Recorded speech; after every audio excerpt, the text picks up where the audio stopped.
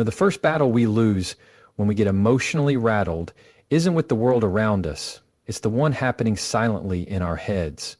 Before a word is spoken, before a gesture is made, before the outside world even has a chance to reach us, our internal dialogue has already decided whether we'll stay calm or give our peace away.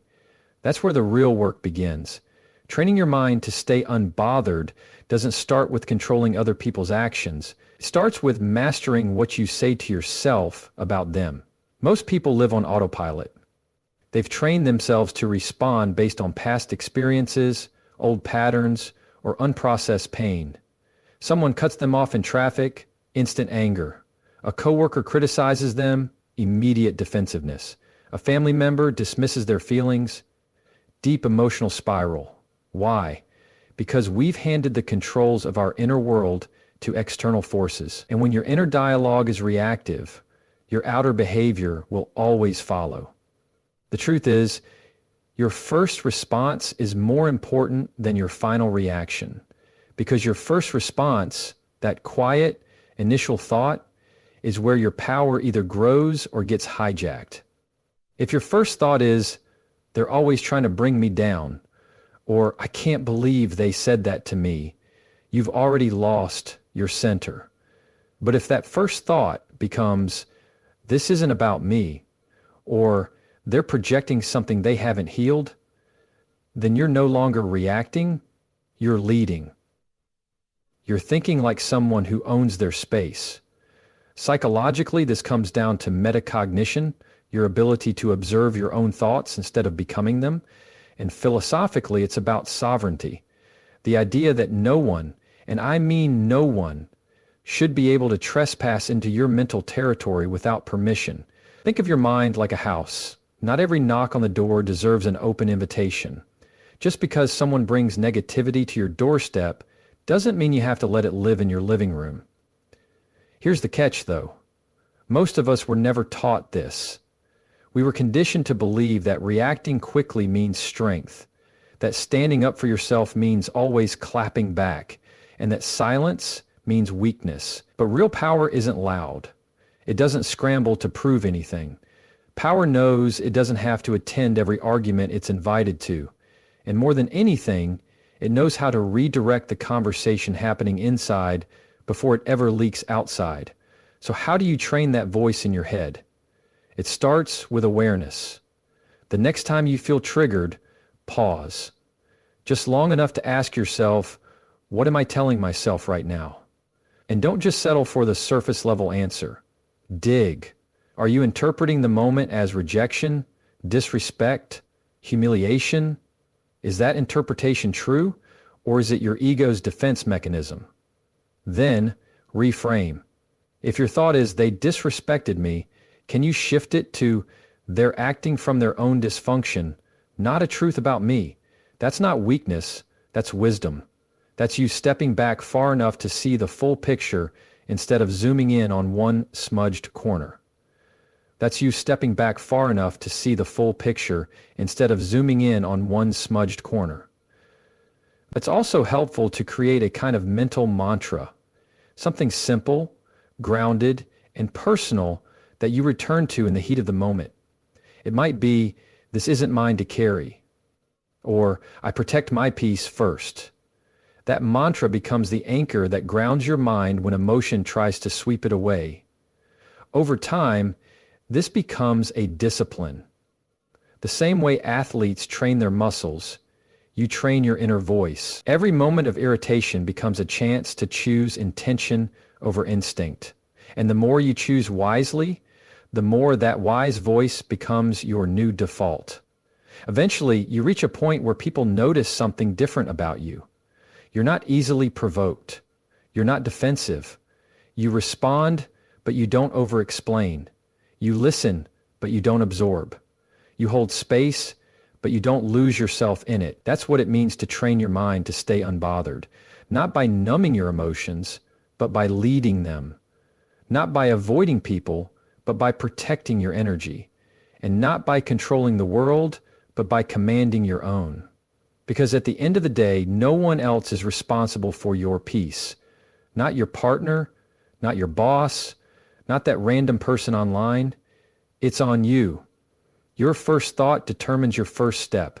So train it, sharpen it, lead it, and you'll start to realize when your inner voice is aligned, the outside world can't shake you. If we're serious about training the mind to stay unbothered, we have to talk about detachment. And I don't mean cold indifference. I mean the kind of intentional, grounded detachment that keeps you centered when everything around you is trying to pull you off course. You don't get rattled by every comment, every attitude, every moment that doesn't go your way, because you've created internal distance between yourself and the chaos. You know who you are, and you know what deserves your attention. That's the issue, really. Most of us give too much mental real estate to things and people that haven't earned it. And what that does over time is deplete your emotional energy. You're running mental simulations of conversations that already happened. You're replaying moments, defending yourself in your own mind. You're letting someone's 2-second remark dictate the next 2 hours of your mood. And that's not peace. That's a prison. You're handing your emotional state over to people who probably aren't even thinking about you anymore. When you detach, you're not becoming passive. You're becoming selective. You're choosing where your energy goes, what thoughts are worth engaging, and what behaviors require a response. And that's the real power. Choice. Staying unbothered doesn't mean you never feel anything. It means you've trained yourself to recognize which emotions are visitors and which are permanent residents. You feel them, but they don't steer the wheel. You acknowledge the noise, but you don't turn up the volume. This is where the psychological side kicks in. We are biologically wired to react. Fight, flight, freeze, that's in our nervous system. But we're also equipped with something no other creature on this planet has. Self-awareness, the ability to notice what we feel without acting on it. That gap between emotion and response is everything. It's the space where growth happens. It's the space where maturity is built. And philosophically, this comes down to ego, the part of us that wants to be right, to be respected, to be validated, to be seen.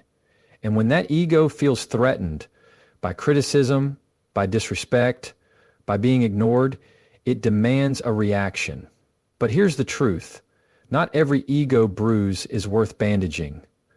Some wounds are meant to be left alone because the pain isn't a reflection of who you are. It's a reflection of what you're still attached to. One of the greatest shifts you can make is understanding that you don't owe anyone a reaction. Just because someone tries to trigger you doesn't mean you have to play along. Silence is not weakness. Disengagement is not surrender. Sometimes, the most powerful thing you can do is stay still in a moment that wants to make you spiral. You don't need to argue. You don't need to prove. You just need to protect what you've built inside. And look, people will project. They'll throw their insecurities at you. They'll speak from their own unhealed pain. They'll criticize you because they don't have the courage to confront themselves. But when you've trained your mind to be unbothered, you see that clearly. You no longer personalize every jab or every mood shift around you. You understand this isn't about you, it's about them. And when you know that, you stop internalizing what was never yours to carry. That's why detachment is powerful. It's not an escape, it's clarity. It's stepping back just far enough to see the full picture, and then deciding what part of it actually deserves your engagement. You're no longer reacting from emotion, you're responding from awareness. That's the difference between someone who's controlled by life and someone who's leading it.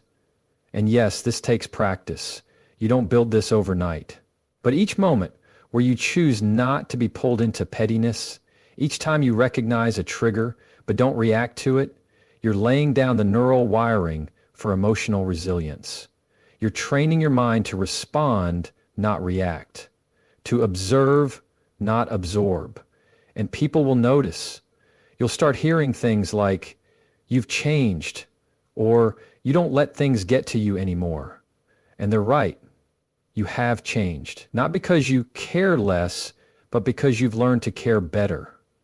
You've stopped handing out pieces of yourself to every situation that demands attention.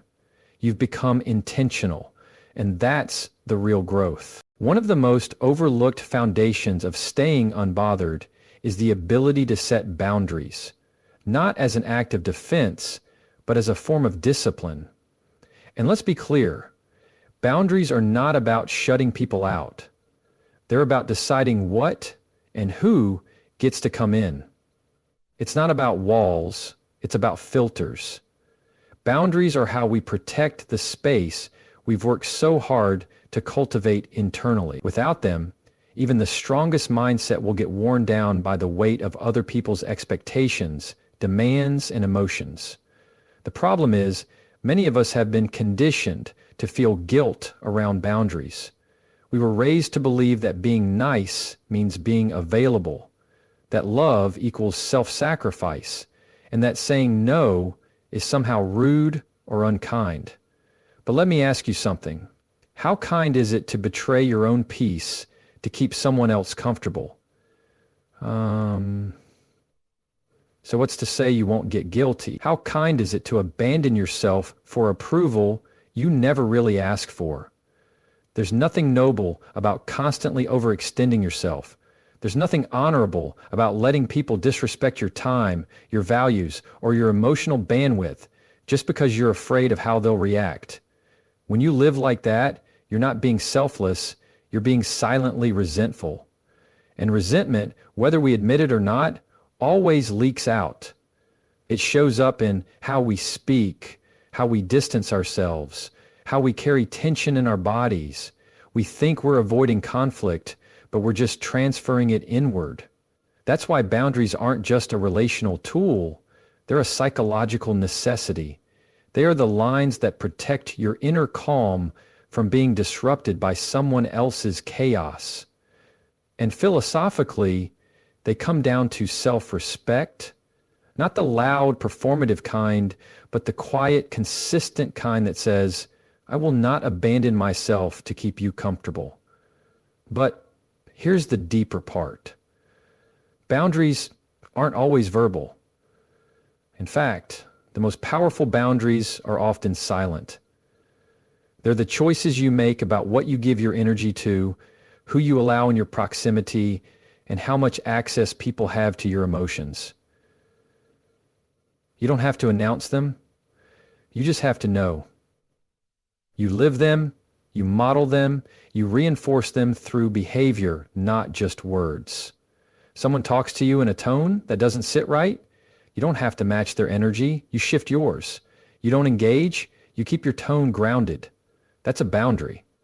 Someone keeps pulling you into drama, trying to get a reaction, you don't have to defend yourself every time. You can leave their comment where it belongs, with them. That's a boundary. And yes, there will be people who don't like it. Some will say you've changed. Some will call you cold. Others might even call you selfish. But let me tell you, when someone benefits from your lack of boundaries, your growth will feel like a threat. And that's okay. You're not responsible for their discomfort. You're responsible for your alignment. There's this fear that if we say no, we'll be seen as difficult. But the truth is, a clear no is far more respectful to you and to them than a hesitant yes that you resent later. We can't keep confusing people-pleasing with kindness. They're not the same. One comes from fear, the other comes from love, and love, real love, always includes clarity. Psychologically, the most self-awareness people are the ones who understand their limits. They don't try to be everything to everyone. They do their best to meet everyone. They know when to lean in and when to step back. And more importantly, they know that they are not the emotional storage space for other people's stress. You can care without caring. You can support without sacrificing. You can love without losing yourself. When you get this right, something incredible happens. You stop explaining yourself. You stop over-justifying your choices. You stop seeking approval for things that don't require permission. You stop overthinking. You stop seeking approval for things that don't require permission. You just live calmly, clearly, and consistently. And that kind of energy, it radiates. People begin to respond to your calm because they can sense your clarity. They know they can't pull you off center because you're not operating from a place of proving. You're operating from a place of peace. You didn't train your mind to stay unbothered, just to let unfiltered access drain it. You did it to live with intention. Boundaries make that possible. When you stop overextending yourself to be understood, you start honoring yourself to be at peace. Here's the part no one wants to hear. Mental calm doesn't show up because you wish for it.